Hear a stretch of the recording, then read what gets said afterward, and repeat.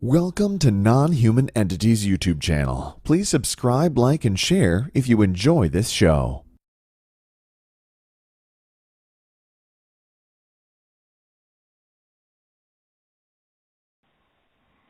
Hello. Dr. Jacobs, are you there? I am here. Oh, wow. Praise God. Hey, thank you for joining us tonight. We are really happy to have you. The work, I am reading your book, Walking Among Us, The Alien Plan to Control Humanity. And I got to tell you, sir, this is some of the best, most thorough, and in my personal opinion, accurate work that I have ever read in regard to this phenomenon and threat to the world right now. And on that note, I'll just turn the microphone over to you and let you share with people kind of the backstory and what led you to where you are right now in your understanding. Well, thank you very much for the compliment. I appreciate it, and I'll be glad to shoot my mouth over. I'll be glad to say whatever I need to say.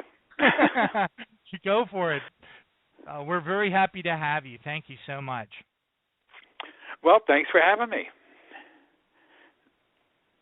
And so the backstory, will you fill people in a little bit? Because you've been doing this a really long time. And, there's a lot of different ways people can go about research, and I think yours is exceedingly thorough.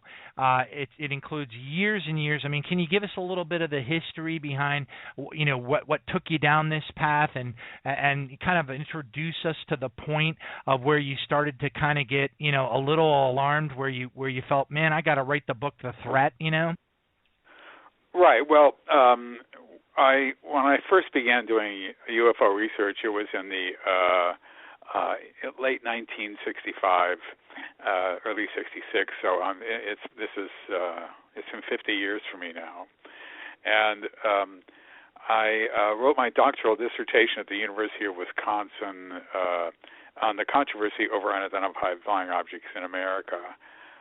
Which was later published as the book The UFO Controversy in America. And that I got my PhD in 1973, and that book came out in 75, and I continued to do research in it. I was enamored with the subject. To me, it was just astonishing and astounding, and it could be contact, capital C, and all that with another species or race or whatever. And I was thrilled by it to a certain extent. I didn't care much for abductions. I knew about Barney and Betty Hill, of course, but I was never really convinced that this was really happening. And if it was a very, very rare event. There had been, of course, the 1957 Antonio Villas-Boas case in Brazil, but two cases does not a phenomenon make, So but I continued with it. To make a long story short, and a far more interesting story, extremely short, I met Bud Hopkins in 1982, although I had been with him at a conference in 1981, but refused to listen to his paper on abductions, the first paper presented towards a serious audience. And I went into the hallway with a friend of mine, and we told jokes for an hour and laughed. That was much more important to me than listening to Hopkins, who became the pioneer UFO abduction researcher around. And but a year later, I met him again, or I met him the first time really, and he showed me, what he was doing and all that, and I was impressed. And to make, once again, a long and far more interesting story short and uninteresting, we met up together. It turned out by one of these bizarre coincidences that my wife and I, with our young baby, were going to take a vacation in a little town in Cape Cod called Wellfleet, which is a little town nobody ever heard of. But we had been there once before, and we liked it. And so I told us about Bud Hopkins at this the one time I'd gone to his house, and he was astonished that I had said that, because he turns out he owns a home, a summer studio in Wellfleet, and he's there every summer. So he told us to look him up when we were there, and we did. And he introduced me to abductees. I'd never met an abductee before, and he showed me, other friends of his and how to do hypnosis and all the rest of the stuff, how he was doing it. And I came back, and I was sort of impressed. I was impressed. I remember I called up Alan Hynek, who was the dean of UFO researchers at the time, and the consultant to the United States Air Force from 1948 to 1969, and also head of the astronomy department at Northwestern University, And I said, Alan, I think that this guy Hopkins is onto something here. I think he's got something. This seems to be important, He said, no, David, stay away from that. You stick with flying saucer sightings. There you can. The evidence is stronger, and blah blah blah blah blah. I said, I don't know, Alan. I think he's onto something here. I'm not sure about that.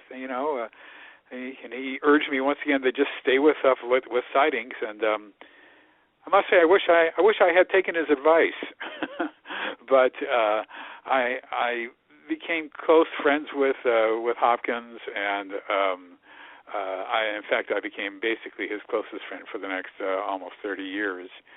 And he showed me more of what he was doing, and I sat in on sessions that he was doing and all that. And 4 years later, I did my first regression, my first hypnotic regression of an abductee. So it took me 4 years to learn how to do it, and also to muster the courage to do it.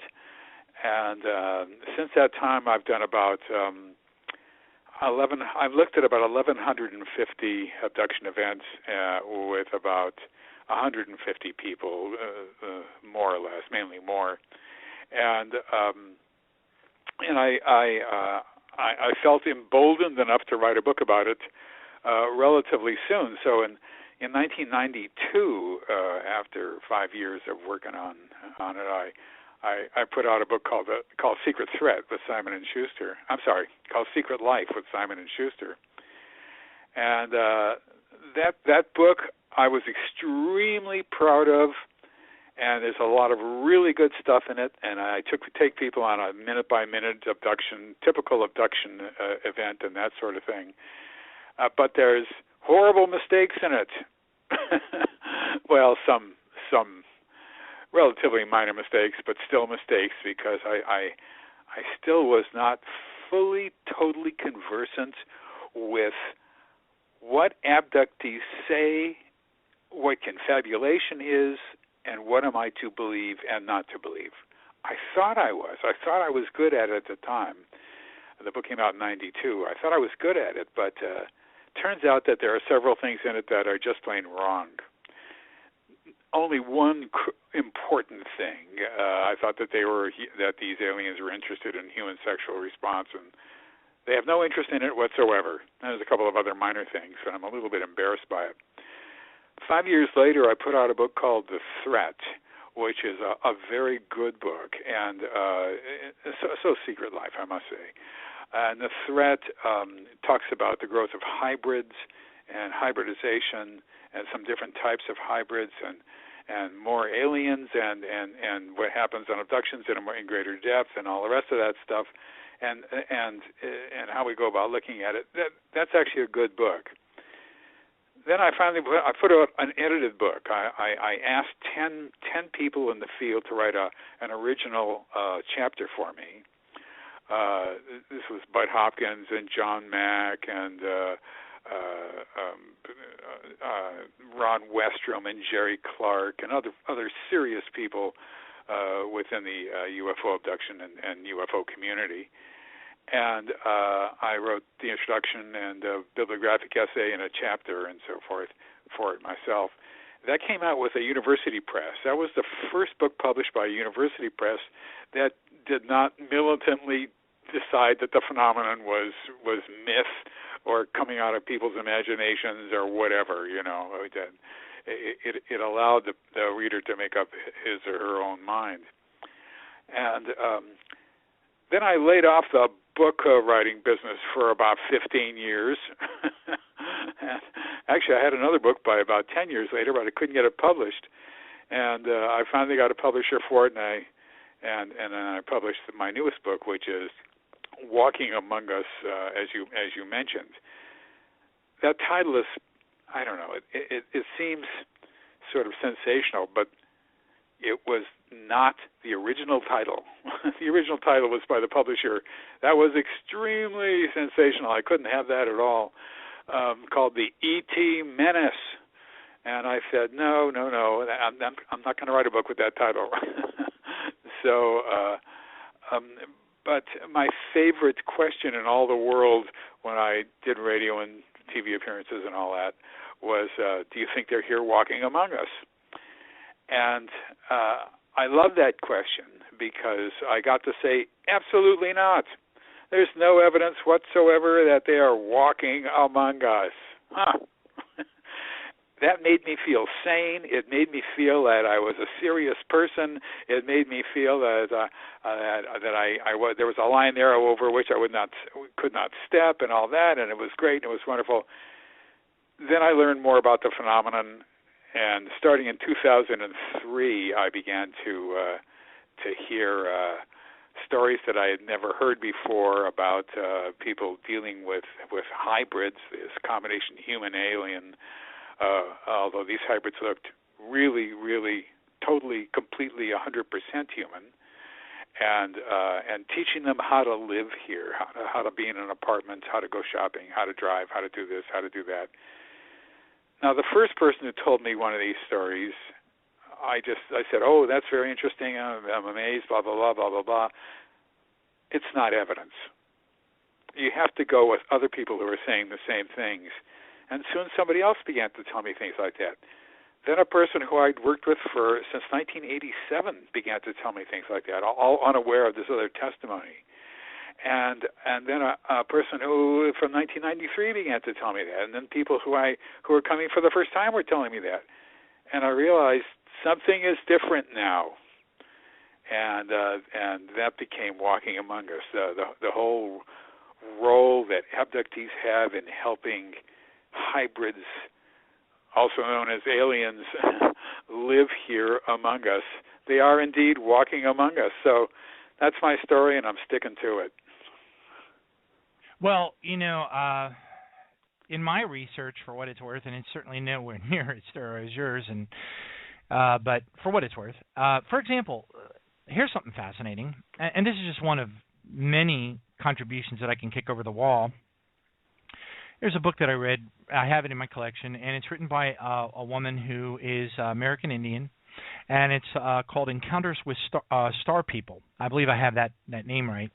And what she did was she decided to take the approach of going and getting testimonies, because the American Indians evidently have, a history, if you will, that it's rather noteworthy with encounters, supposedly with, otherworldly visitors in various different capacities, some of which match your research, and then in other situations are slightly, they vary off to slightly more, what appears to be a more friendly kind of an encounter. But anyway, what's fascinating is that in that book, now the way that she constructed the book was that she went and met with a whole bunch of different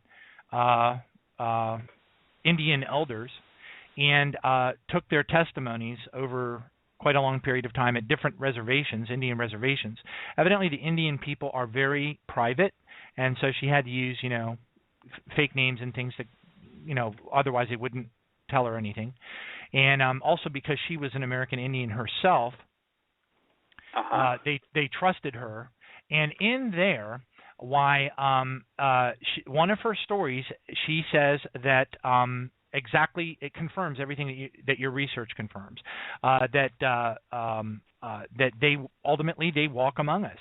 In one particular story, there was an elder of a particular Indian group that witnessed evidently large, this is his story, and he stuck to it, and evidently there were a gigantic mothership of some type, a very large craft that would hover down over his property, and they would lower down with, I don't know, some kind of a tractor beam or something. They would lower down a car, and the car would be full of people. And one particular evening, that was the one he was talking about. He'd seen it many times.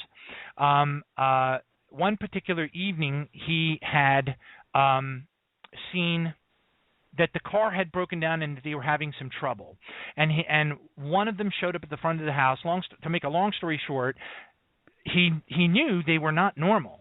He could look at them, and it was very strange. Their appearance, how they looked, it just wasn't right. They didn't wear their clothes right. They looked very uncomfortable. He had to tell them all to get out of the car, and they were all milling about, and it was like they were very confused. And he said that he saw them dropping these cars off, and that they would ultimately the story was that they would drop off people. Were obviously some type of hybrids.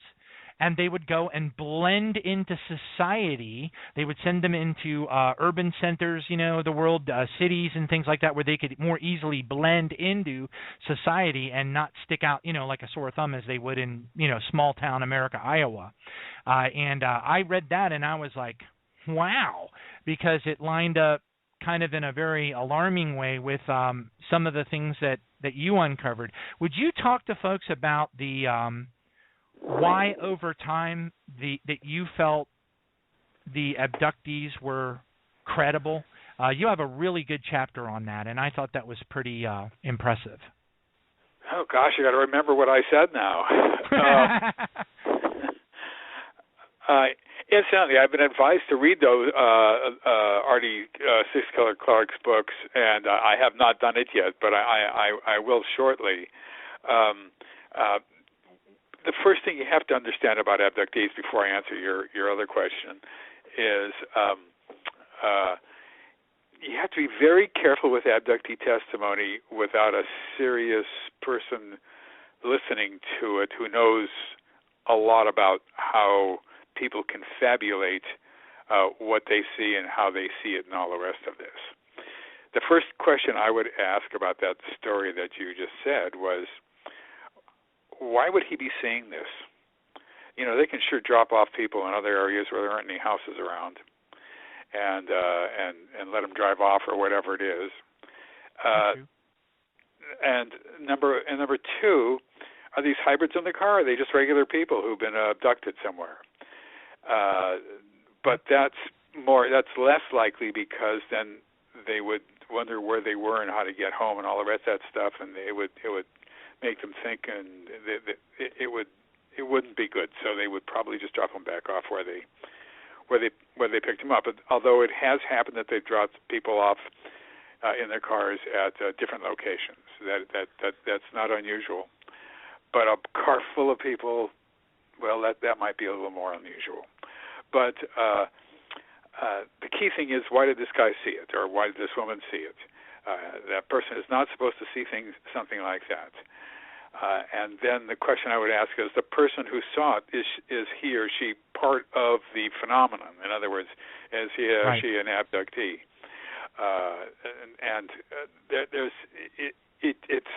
You have to be very, very, very, very careful when people who are abductees tell you straight out of their own memories, just without hypnosis, without anything, just what they remember. You have to be very careful with that kind of testimony. Confabulation, that is to say, saying things that people really truly believe are true and are not true, happens most with conscious memories. Most, not least, as everybody thinks. In fact, just a week ago, I did a session with a woman who remembered a certain type of alien being in her room, and this scared the devil out of her. And she had been thinking about this for years. And he was tall, and he was thin, and he was this, and he was that. And when we did the session, turns out that was not true. This is the first session. Now, that was her conscious memory. And the person wasn't in a room. It was in a different area on the ship and all the rest of this stuff. And she got it wrong. So you have to be very, very, very, very careful. People who accept abductees' accounts at face value almost always are writing confabulated material. I hate to say that, but I learned my lesson the hard way.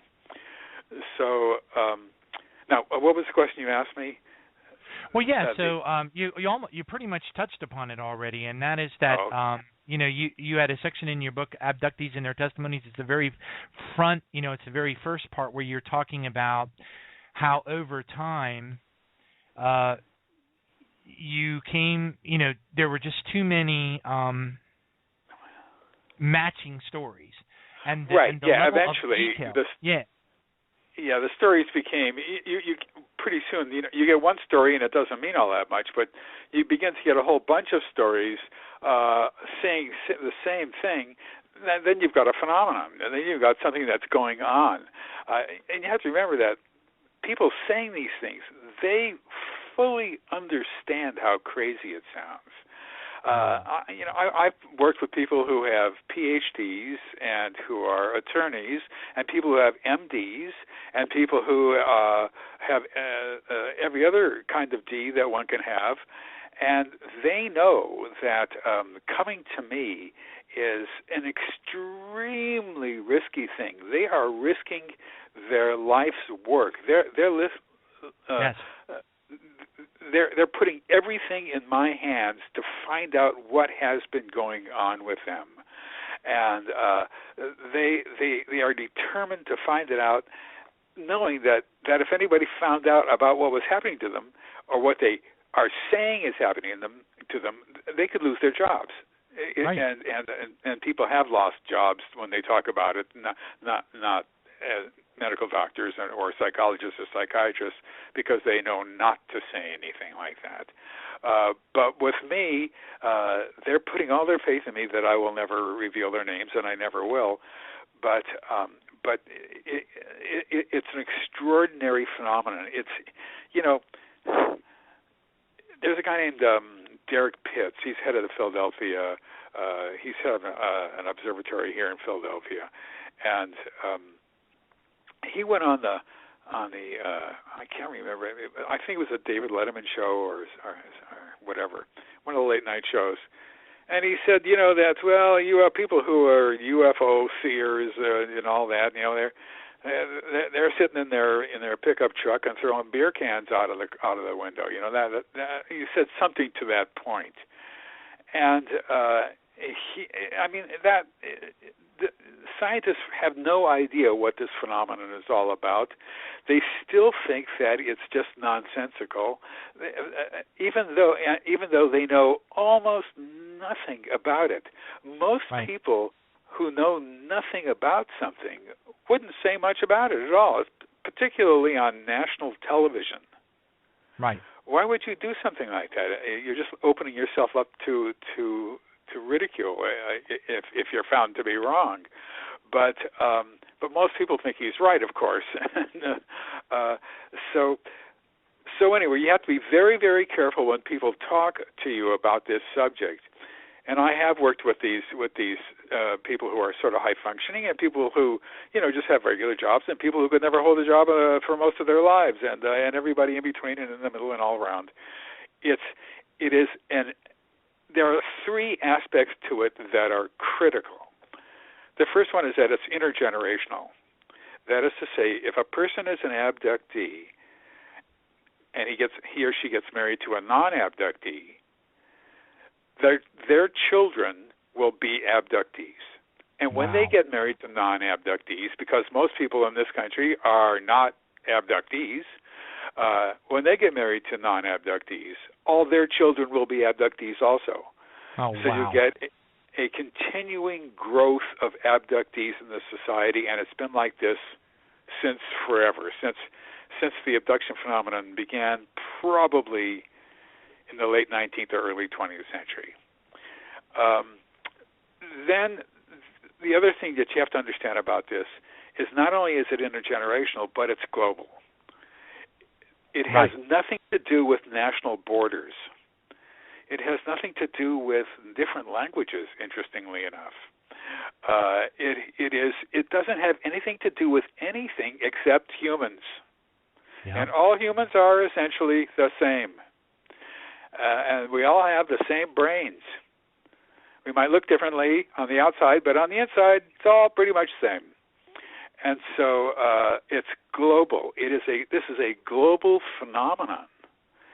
Therefore, the amount of energy and time and effort put into this phenomenon is enormous. Yes. And that word plays it down. I'm downplaying it.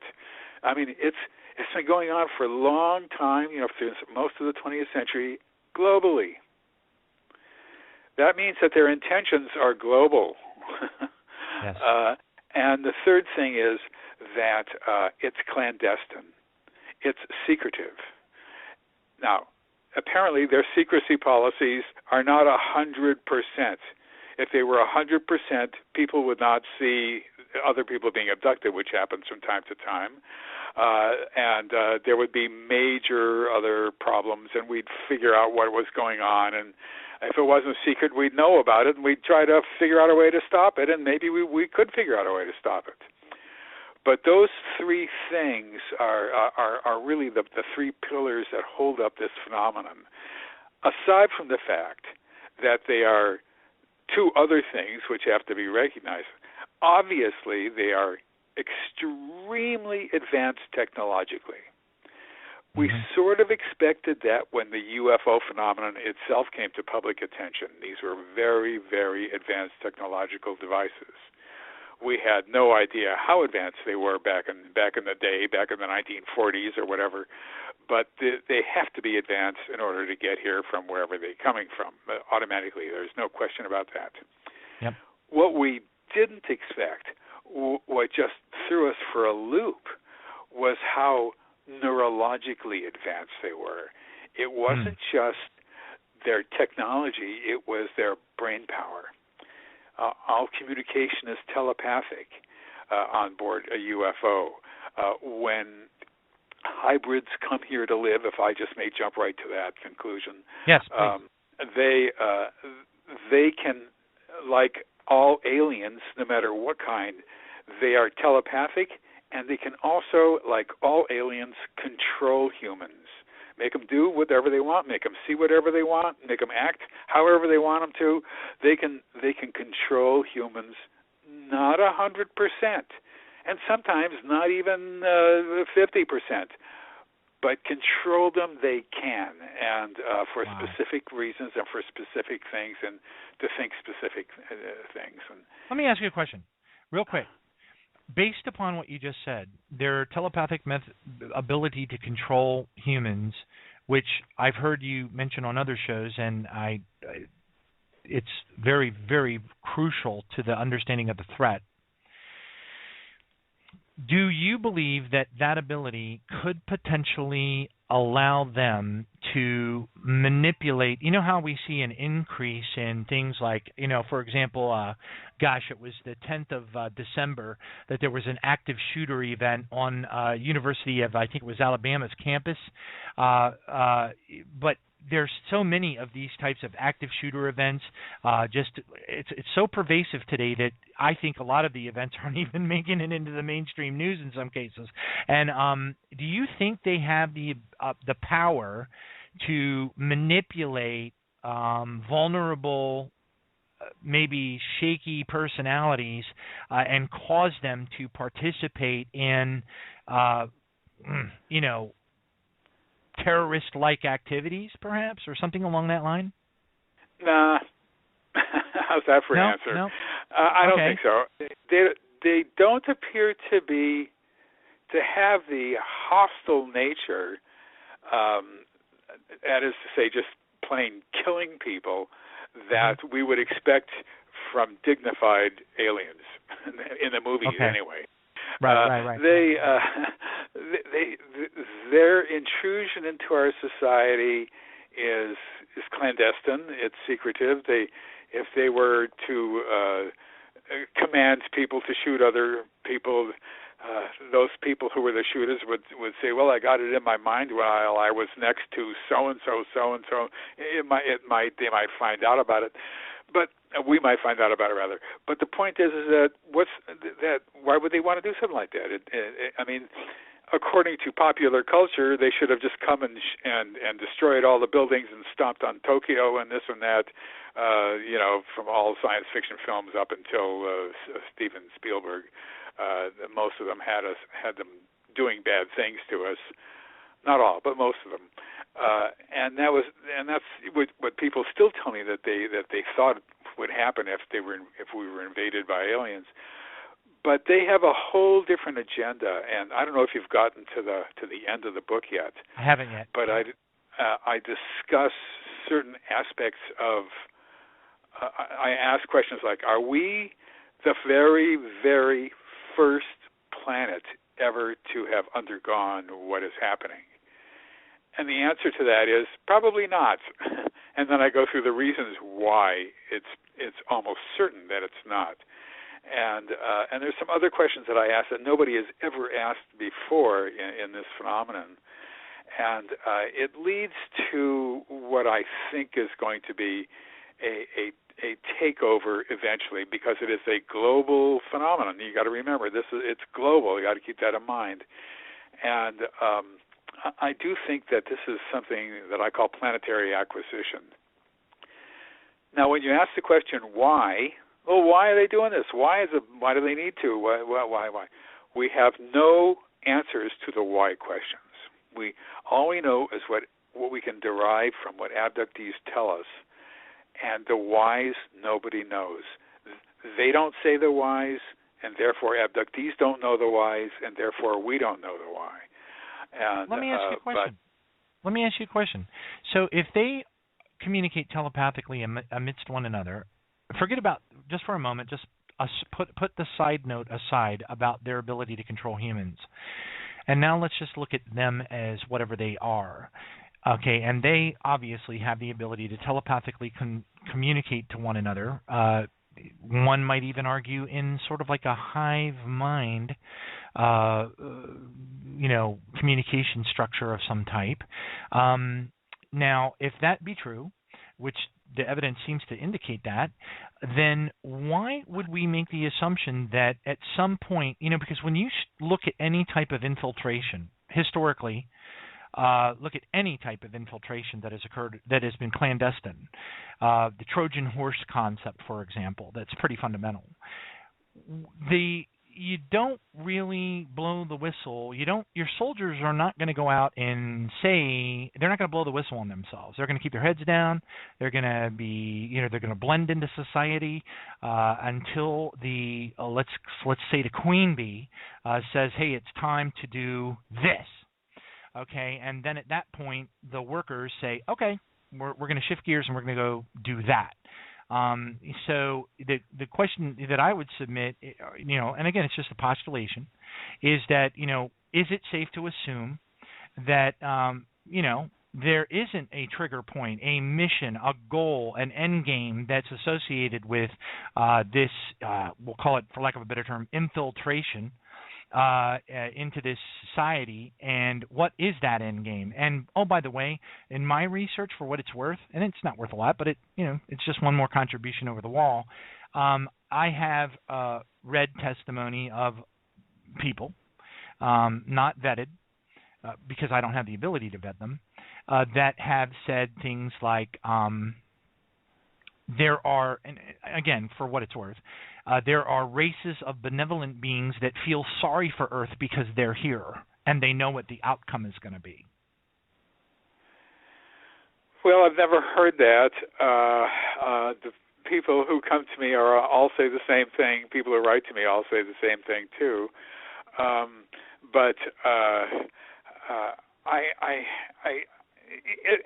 The first question you're asking is, are there more of them out there who do this kind of thing, or at least who know about doing this kind of thing? And the answer to that is, well, we really don't know. Mm-hmm. The next question that you might be asking is, are there non-abducting aliens who are flying around in flying saucers? Mm-hmm. And that is entirely possible also. You have to remember that our own technology is brand new. It's brand new. Even if you say it's 5,000 years old, that still is in the brand new category. but it Right. isn't that old. It's much, much, much younger. I mean, our technology that as we know it, dates back from, let's just say, somewhere in the early 19th century with the invention of the railroads or something, But basically, our technology it's even newer than that. I mean, the electronics industry starts really from World War II, not much less. Although the television was invented early on, but and so was radio in 1920 and all that. But in cosmic time, this is no time. It's brand new, Right. hot off the press. If other people in other planets have technology, it's one of two things. And once again, there's a flaw in this argument, which I will tell you right afterwards. It is because ours is brand new and they don't have our technology, therefore they have basically no technology. Because they can't just be 100 years behind us. They've got to be 1,000,000 years behind us, or 50,000 years behind us, or something like that. Because in cosmological or geological time, that also is just an eye blink, if that. It's just nothing. And if they're just a little bit more advanced than us, then they've got to be extremely advanced. I mean, if you take a look at the pace of advancement of technology in the past 40 years or 20 years even, or 10 years even, it's mind-boggling. It's difficult to keep up with it. It's just astonishing, let alone what a little sliver of time like 100 years from now will be like. It's unimaginable to us. So they automatically must have very advanced technology. Now, the flaw in this argument is that there might be so many planets out there with technological life that there are some planets that are right on the same level with us by the law of averages. That's the flaw. However, I think that we can make a pretty good guess that anybody who can come here is going to be extremely advanced, and there's going to be lots and lots and lots and lots and lots and lots of them. Therefore, and we know that now because of the number of planets that have been found, the Goldilocks planets, all the solar systems near every star practically from the Hubble telescope and all that. We've found all this information out. It's all relatively new information, but it's somewhat mind-boggling, but yet it's to be expected. The idea that we are alone in space, as some scientists used to think, because there was all of these oddities that happened to the planet Earth, which caused the creation of Homo sapiens. It's a stupid argument, and it's an argument that was made for years that no scientist will make anymore. It's dropped out of the scientific mindset, so to speak. There's got to be more out there. So the fact is, now I've sort of dropped my idea where we were going here with this, but the fact is that they can pretty much do whatever they want. They've got things planned out. Our little friends, they have a different sort of neurology in them which can control humans. They have other oddities about them. Here's an oddity. For people who follow this, think about this. When people overhear two gray aliens talking to each other telepathically on board a UFO, where everything is telepathic, including the abductee, they hear English. Or they hear German if they're in Germany. Or they hear Urdu if they're in Pakistan, or whatever. The question then is there a sort of home language for aliens at all? Interesting question. Because why don't they just speak in snaps and pops and crackles? In other words, why would they have the abductee tune into their private conversation? See what I mean? There'd be no reason for it. They could just talk their own language. Yeah, that's very fascinating. We don't hear that. Yeah, that's fascinating. That means that the communication attributes are hierarchically above the actual language layer, that the communication attributes, that the actual language itself is a subordinate or child element of the overall communication message. So the message is communicated at a higher level, and then the subordinate, somewhere down that communication hierarchy, there is a language element that kicks in at the level that the person needs to be able to hear it at. And I don't know, it's almost like some kind of a cerebral universal translator layer that they're kicking off that they must be leveraging. This is really fascinating. I was wondering, can you tell us, your research has gone in. Now, I think most of the listeners of this program are probably familiar with the concept of these beings. Maybe you can touch upon it a little bit. What led you to, how do they get the hybrids? What's the whole process there? And right. Well, yeah. This we learned early on. My colleague Bud Hopkins, who was this great abduction researcher, called me up, and I've told this story before, so sorry about that. Called me up in the 1980s. I don't know whether I had started doing research yet myself, or let's just say it was 1985.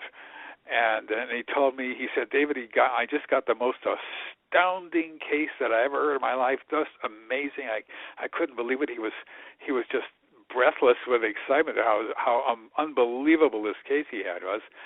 And I asked him, God, well, what is it?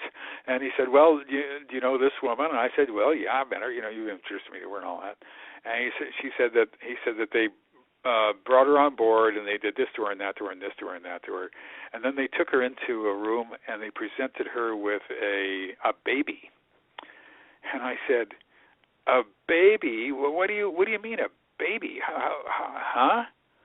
And he said, yeah, a baby, a weird-looking baby, sort of looked like a cross between a human and an alien. It was really a weird. I said, God, that is weird. Yep, and as I pointed out many times, this is probably the first time ever that the word baby and alien or flying saucer had been used in the same sentence. He said that they wanted her to hold the baby. I said, hold the baby? What? Why would they want her to do something like that? What would be the point of that? He said, then they wanted her to feed the baby. Put the baby to her breast and feed the baby. I said, feed the baby? That's nuts almost, because I said, did she tell them that she's not lactating, that she doesn't have any milk, she can't feed the baby on call, And he said, yes, she told them that she couldn't feed the baby, but they forced her to put the baby up to her breast anyway and feed the baby. And I thought to myself after this conversation that we would never, ever be able to understand the minds of aliens because they value form over function. It's not the kind of minds that we have. The form is to put the baby to her breast. That's important. But there's no milk, so there's no function. There's the form is more important than the function itself. So I learned, of course, later on that I was wrong. They'd already stimulated lactation. They knew enough about human physiology to know how to do it, and they do it on the table, and the woman is lactating whether she knows it or not. And when she puts the baby up to feed the baby, in fact, can be nursed. So this is it's a phenomenon that is very, very advanced on a lot of different levels. When I first started learning about these hybrid children, I just couldn't get my mind around why they would want that, why they would do that. And when we take a look at the lineup of aliens, in popular culture, grays are supreme. It's the grays do this, the grays do that, the grays do everything that ever was. They're on the sides of buses, they're on billboards, grays, they've hit the advertising world years ago. You still see them, and every time there's ever an alien mentioned, it's a gray alien. Actually, gray aliens are just workers. They're all workers, essentially. even hybrids. Those hybrid children grow to be adults. They work. They all work within the confines of the program that they're in. There is this program of making human-like hybrids, creating human-like hybrids, putting them down here, and having them live here. We don't fully understand all the reasons. I do not fully trust these the beings who are in charge to do the right thing and just leave us alone and let us go our ways. I don't think that that's in the cards. But the ones in charge are the ones who are the insect-like ones, who are tall and very, very thin and have a triangular-shaped head and with eyes that point down, straight down to their chins, and usually no mouths. And they're the ones who give orders. Everybody else takes orders.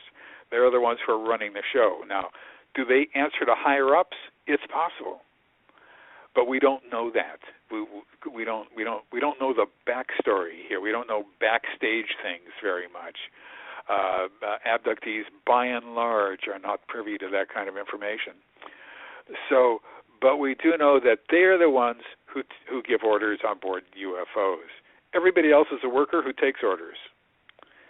Hybrids, the little babies who grow up to be look sort of human, are different quality of hybrids. There's what I call early stage hybrids who really look alien, except that they might have a little mouth and a little chin and big black eyes, but there are some whites in the eyes and straggly thin hair and that sort of stuff.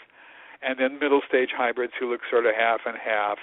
And there's late stage hybrids who look sort of human, but there's something wrong. Eyes are too big, no bodily hair or whatever. And then there's humanoid hybrids who really do look human. You really can't tell the difference from it all, but neurologically they're different. They have different neurology. For example, there's security hybrids who are humanoid, who think only one thing, and that is the security of what I call hybrids. Now, hybrids are the ones who are human. They are human in every way. They don't look differently. You can't tell them apart. They're not going to stand out in a crowd. They're not going to attract attention to themselves. They're just average. They go for the average. And they're the ones who are moving in. They're average in every way except neurologically. That they retain. They can control people. They can put thoughts in people. They can talk telepathically. And so you have here a workforce that's not quite hierarchical, because each one of these groups was built, was made essentially for certain tasks to do, and that's what they do. And that includes the hybrids and all that. And it includes the hybrids. Their task is to live here, as one of them said. That's my task is to live here. And they don't know why. They don't care about why. All I know is they have to live here, and that's fine with them because that's what they were bred for. Therefore, we don't know why. And therefore, we don't know the future. We can't ask them what's going to happen in the future. They don't know. The only ones we can ask is the insect-like ones, or insectolins, as I coined the phrase for their insect. The word insect and alien put together with the E missing, so you just get one word, insectolin. And they're the ones who call the shots, and they're the ones who know what they're doing. They don't tell anybody anything. They sometimes engage in conversations with abductees. You got to be careful about conversations, very, very careful with them. But sometimes they do, and they will describe sort of what they're doing and all the rest of that stuff. But we still can't get the idea of why. Why? What's the point? You know, is this something that happens with many thousands, maybe millions of planets out there from time they get taken over by other planets? Is this a standard thing? Are we part of that?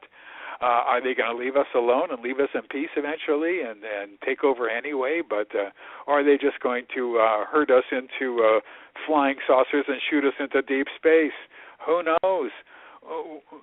we don't know the future and we don't know the why. So the two most important things. But we do know now what they're doing, and we do know that in the short term, as I said, this does appear to be planetary acquisition. I started in one place answering your question, and then I wound up in another place. Well, no. I'm actually very fascinated by that because I mean, I'm sure in your mind you're like, well, what is this, Bible thumping Jesus freak ministry doing talking about this subject? And I'll tell you why.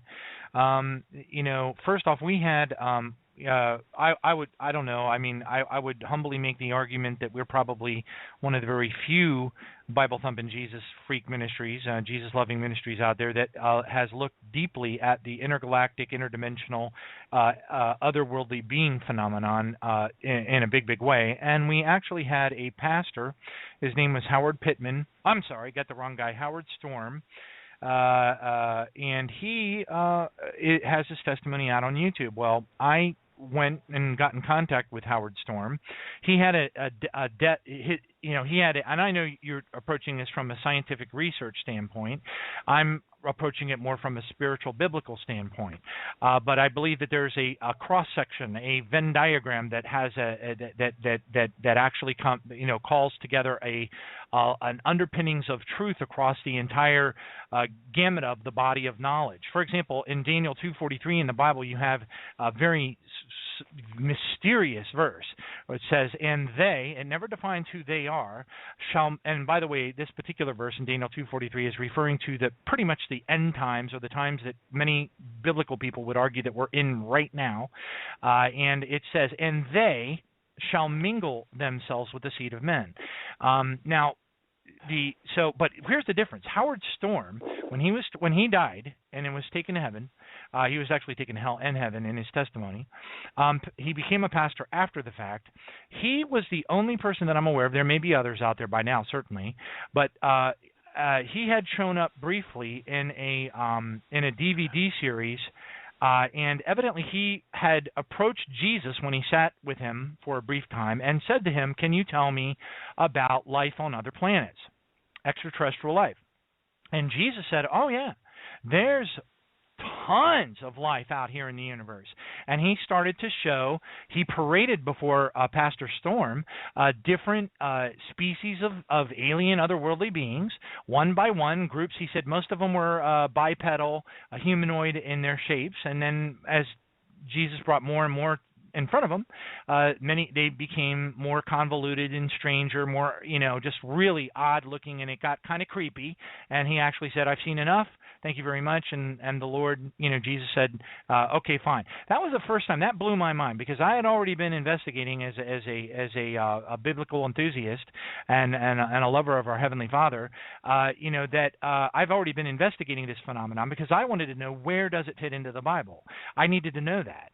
And as part of my research, I was like, oh, this is really fascinating. It has a very, as a matter of fact, the Bible refers to things, it refers to this phenomenon, if you will, a biblical mystery. Many theologians wave their hands. They say, well, that's not what that's really talking about. Well, they don't know any better. They just assume it, just like anybody else who's translating ancient texts. And it talks about the hosts of heaven and how they were worshipped by different civilizations and such. It talks in Isaiah 13 about our Heavenly Father, God, bringing an army of ultimately beings, otherworldly beings, down upon the earth. He calls them an army from a far country, from the far ends of the Shamayim, which is the Hebrew word for the heavens or the cosmos. So if you go in and do your deep dive. So the point is, it's all over the Bible. You've got references to otherworldly beings. You can call them whatever you want to call them. But when you stitch all the facts and the figures together, you see where we are in what if you are if you do such things like this and you study the Bible and you understand the implications of what the end times is supposed to include, you read the book of Revelation, you see these descriptions of beings that are absolutely not indigenous to this earth, laying siege upon the earth, then you start to say to yourself, holy mackerel, this is all blending together into a fabulous, unbelievable story that I would never in a million years have guessed. Stephen King could not possibly write a movie that would capture what is about to befall this earth. And when you look at all this with an open mind, when you stitch all the pieces together, it fits like a glove. It's absolutely stupendous. And that's where what you're saying to me, I'm completely comfortable with it. I know right where to point to in the Bible what's going to happen, how it's going to unfold. Now, granted, the Bible speaks at a very high level. It uses not a lot, but enough metaphor that allows people to have wiggle room in their understanding of what it's getting at. But when the Bible says that there are these beasts that are locust creatures that sting people and they beg to die, when it talks about these beasts or creatures that have faces like lions and their tails are shoot fire or something like that out of them. I forget. It's in Revelation chapter 8 and 9. And they kill 1/3 of mankind. You got to scratch your head and say, wait a minute. They're not indigenous to the earth. They're not from here. So when you put it all together, yes, the story's fantastic. Yes, it's very difficult to scientifically derive and interconnect it. But when you look at all the facts and the figures and all the testimony, you put it all together. You listen to a testimony of Pastor Howard Storm as just one of the many contributors to the story, and his adamant. We had him on the show. He was adamant that he met with Jesus, and Jesus was very open about the fact that there are tons of life forms, billions of stars, as you were referring to, exoplanets that are like Earth, and that there are societies and civilizations all over the place out there. As one of our contributors to this show says, a smorgasbord of life forms. So when you go back and you look at the concept of the forces of darkness, you can equate it to the Star Wars trilogy problem or whatever, the wars in the heavens, as the Bible refers to it in Revelation chapter 12. When you start to map it all out, you're like, wow, wait a minute. Are these wars in the heavens, is this something that could have been going on for millions, maybe billions of years? Is this tangible? Because theology, Christianity, waves their hands at the alien problem, traditionally, and calls foul, instead of looking at it holistically and saying, wait a minute, this is real. It has a place. It fits into the grand scheme of all of creation. I got to share this with you because I think this will blow your mind, and I know you're retired, and I'll bet you're going to just love this, but I'm going to share this with you. I have a book right here. It's out of print. If you try to get it, you're going to have to pay about $700, but it's by, and I suspect you probably don't have a lot of respect for this guy, and that's okay. I totally understand that because he doesn't use scientific methods like you do.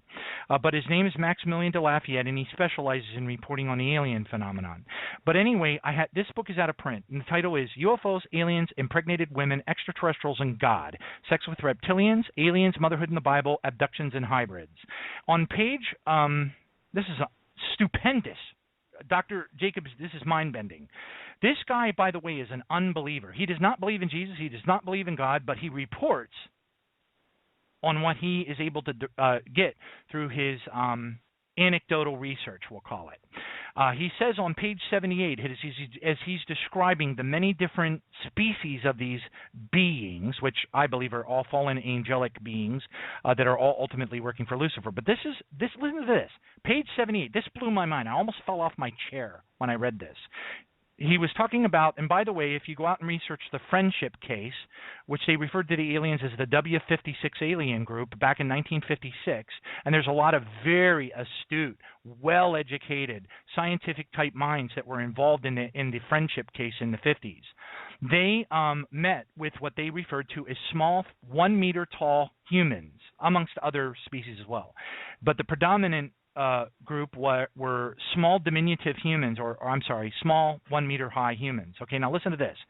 Coincidentally, on page 78 of this book, he describes a particular species of alien that, and I'm just going to read it directly, and this blew my mind. Listen to this.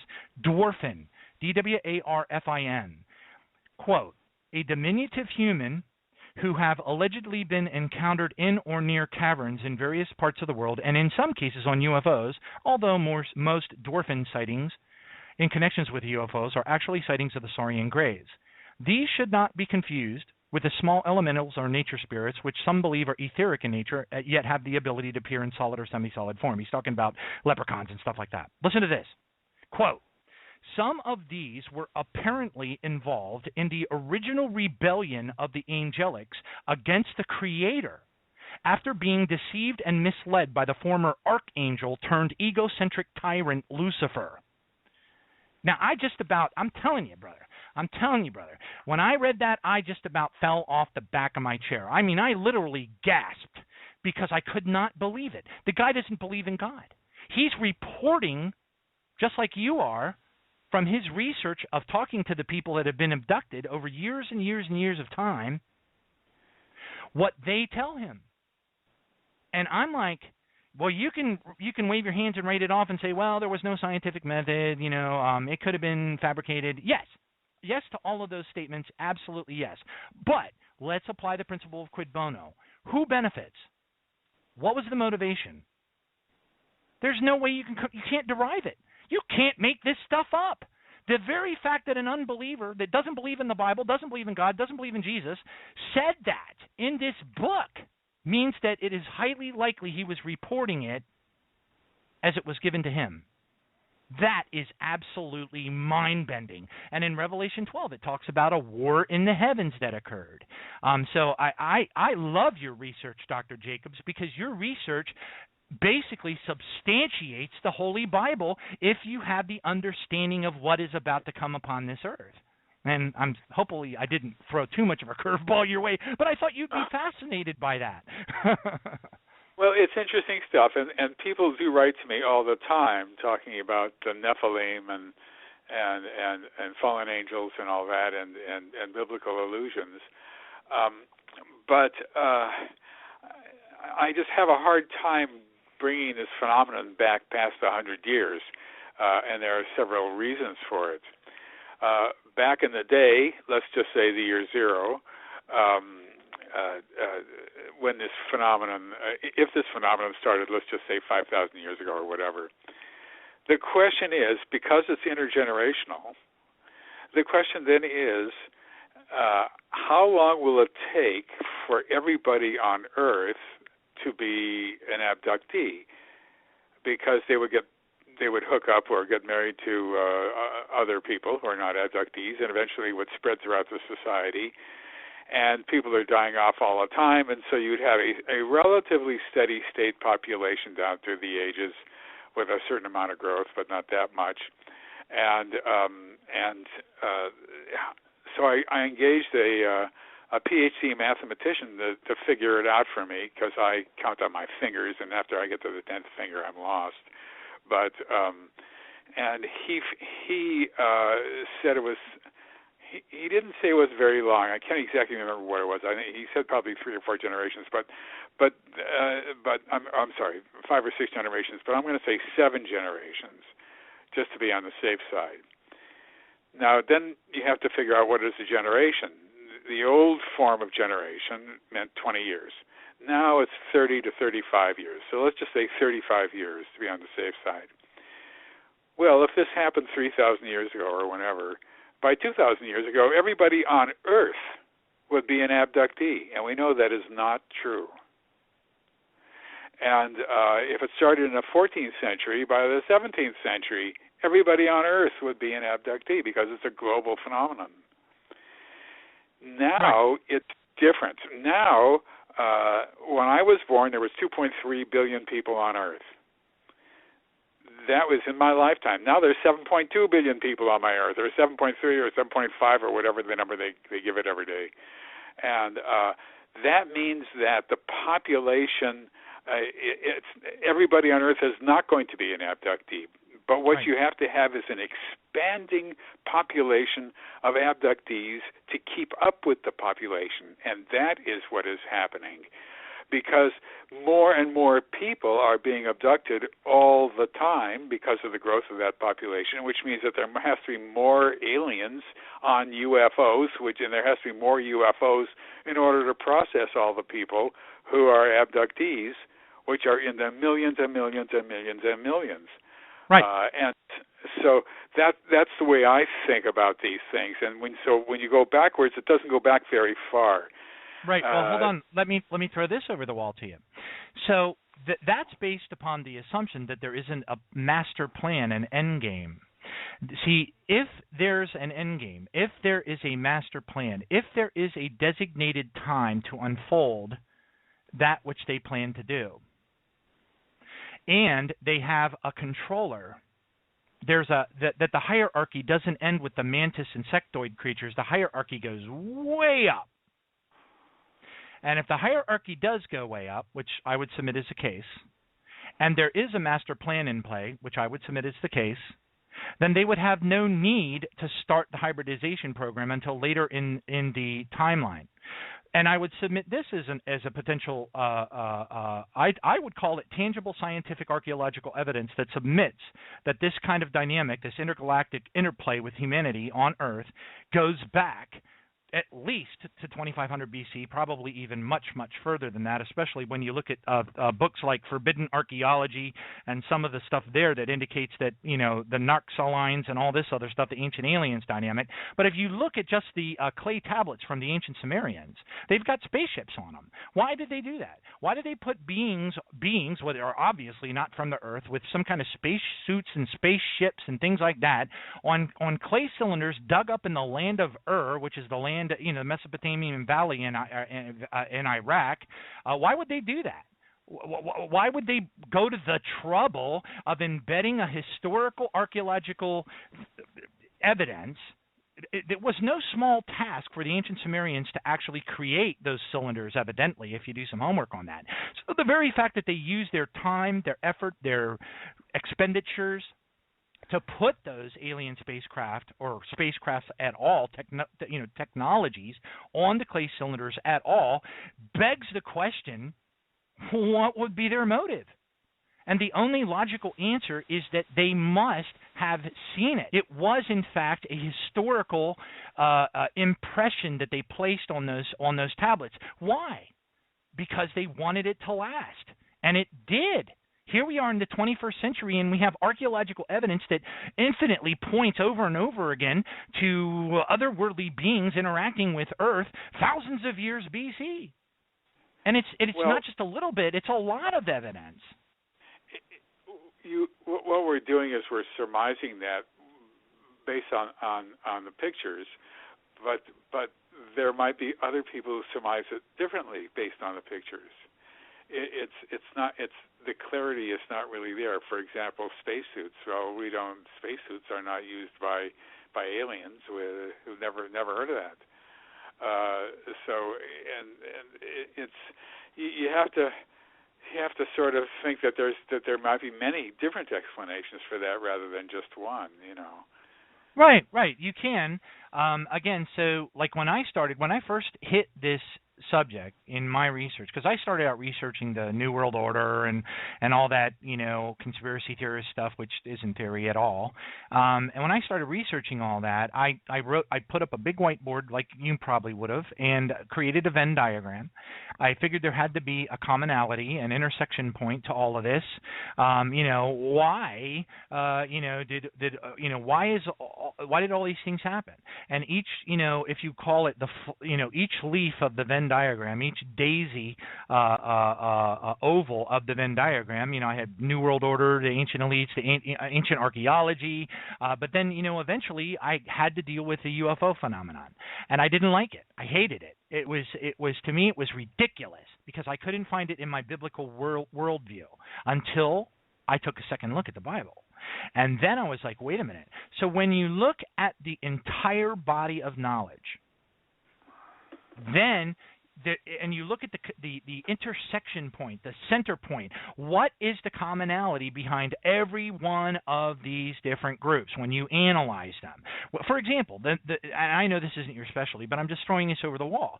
Look at the Masons. Why do the Masons have in all of their temples a picture of the Pleiades and the Sirius star system, which happens to be what the kings and queens chamber of the Pyramid of Giza have? They call them air ducts, and they just happen to be viewing the Pleiades and the Sirius star systems. What's that all about? You know what I'm saying? There's too much tangible evidence pointing to the same story, and that story weaves gracefully into your research, and it's rather alarming when you think about it. Well, it's I can't ever tell whether that's going to be true or not. It's right. Said, I mean, right. It's I not hear my world. It's not my research. Yeah, but it is fascinating, isn't it? Because again, if you look at just this piece of the puzzle, you're going to draw certain conclusions from this research over a certain amount of time. But then when you look at the other elements of the mystery, intersection point of those elements, the Venn diagram, suddenly it opens up into this can't be a coincidence. Even Einstein, one of his quotes was, a coincidence is simply God's way of staying anonymous. I tip my hat to him.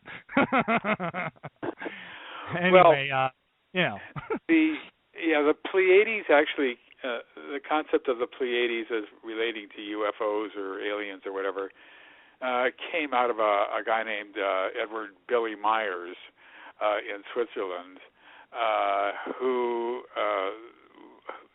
people were quite astounded with. He had fantastic photographs and motion pictures of UFOs who visited him all the time, and they said they were from the Pleiades or something like that, and which is a star system, and Billy Meyer became, let's just say, controversial, to say the least, and especially when his wife divorced him and spilled the beans on all the nonsense he was saying, and people looked at his movies and figured out exactly how he made them, and it was not a very wonderful episode in UFO research history. But we did find that we found over the years, of course, and like I said, I've been into it for half a century, that no matter what anybody says, there'll always be a large body of people who believe them. No matter what it is, it doesn't matter. There'll always be a large body of people who believe it, and that's where the Pleiades come from. It's the same thing as Zeta Reticuli. In the Barney and Betty Hill case, Zeta Reticuli, well, she saw a map on the wall, and she took the map off, and she said, "Can I have it?" And they said yes, which already makes me very, very suspicious, because that would be a first. That would be the only time it's ever happened in the history of the abduction phenomenon, and when you have one outlier, it is not evidence. Then they took it away from her when she was leaving, but she remembered it, and she drew these pictures of a star system, and nobody could figure out what it was, and finally a woman in Ohio, I guess it was, who's a school teacher, made a box filled with ping pong balls on strings and turned it around in different star systems to see if she could find a match for what Betty Hill drew from memory, which was planets and lines leading to different planets. They said they were trade routes, and she hit on Zeta Reticuli 1 and Zeta Reticuli 2, a double star system. And after that happened, various abductees have claimed that the aliens said they were from Zeta Reticuli and all this, and one you think person. It's collusion? What's that? Do you think it's a type of collusion? Well, looking at it just through logic, these beings cannot possibly know that we would call that star system Zeta Reticuli. Right. And number one. Number two, there are lots of stars and planets out there. Lots, billions and billions and billions. And even if she did find a match for the planets that were on this drawing through the ping pong ball box, turning it around, she only used a certain aspect of the sky, and she missed maybe 99.9999999% of the rest of the sky. And but the whole Rosetta Reticuli thing is still going on for years and years, from Barney and Betty Hill from 1961. You know, I mean, it's just still going on. It never stops. Once it gets into popular culture, it never stops. Right. So you have to be really careful with a lot of that stuff. And I sort of draw back from it. I have a way of dealing with people who are abductees, and as to say, asking questions and being careful and saying this sounds right and this doesn't sound right, that has stood me in pretty good stead, and that's what I stick with, you know. And so as far as I know, the phenomenon dates back only a certain amount of time, because otherwise all sorts of things, we know about it. We know about abductions and aliens in the 14th century, in the 17th century, in the 18th century. People would be writing about them even in dream material, and they would all look the same, and on and on and on. And it wouldn't just be in Western Europe. It would be in India too, and it would be in China. It would be everywhere, and it would all be the same. And none of it would be based on a person's life, upbringing, or beliefs, or anything like that. It'd all be based on what they remember, or what they saw, or whatever their dream life was, and it'll all be the same. And we just don't see that. It's just not there. It is not there. You can try to make a case that it is, but it's a thin case. You know, it's right. Remember, this is a global phenomenon. So however, that doesn't mean it's not true. That's why that's true. You make a very good point. As a matter of fact, I heard you on, I think it was Coast to Coast AM, and you had made this awesome point that it was just, I just loved it. It was just brilliant. You were like, well, the evidence is largely anecdotal. And I'm like, excuse me? Because I loved how you put it. You by virtue of you humbly downplaying the validity of the evidence, you actually substantiated the evidence, in my opinion, because that's just kind of human nature. You know, we automatically tend to believe people who are humble and downplay the significance of their research, you know, we just, and then here's the thing that's brilliant about it. This is the most brilliant part. So if anecdotal evidence is relatively weak, if that is the argument, then I would submit that our entire government system worldwide, from the Roman system all the way to today, is absolutely pathetic. We must release every capital crimes case from prison at this time, because it's all anecdotal. Well, not all of it, but a lot of it is. How many people have been put to death because somebody went and sat on a witness stand and said, the guy in the red shirt did it, Colonel Mustard with a lamp stand in the, library. I mean, our whole system of governance is based on, the judge and jury system that we have in place is all based on not all, but for hundreds of years was based on anecdotal information for the most part. And so, right, well, it's very valid. Anecdotal evidence is a weak form of evidence, but it is evidence. That's the thing. It is evidence. And a lot of people are mistaken, and a lot of people are pretty correct. I think the way that you handled it was absolutely unimpeachable, because you admittedly had suspicions, and over time you had far too many credible witnesses of a wide range of demographics cross-confirming one another over a large period of time. It just doesn't get any more, in my opinion, concrete than that. I gave a talk at Oxford University. I was invited there by a professor, and as he said, I was the first person to talk at Oxford about abductions in 800 years. And rather than try to convince him it was happening, what I did was I talked about the consequences of non-existence. if everybody around the world is saying the same thing in the same exact way, describing the same beings, describing everything the same, even down to instruments that are used on people, down to everything, to minute details and this and that, from all over the world, people who are educated, who are uneducated, and it's astonishing. It's just astonishing. There's never been anything like this in human history. Never. Yep. I don't care whether you can't bring in folklore. I mean, because this is kids who are describing the same thing, who have never been to school, who live in Pakistan or something like yes. that, all who describe the same thing, and there's never ever been anything quite like this. This is unique, and if it's not happening, if it's just a fig Newton of their imaginations, then it's the most important thing we've ever uncovered in human mentality and human cognition and how the human mind works, because they all say the same thing around the world, good, bad, and ugly, about what this phenomenon is and how it's happening to them and how they would wish it would stop, and they're frightened, and on and on and on and on.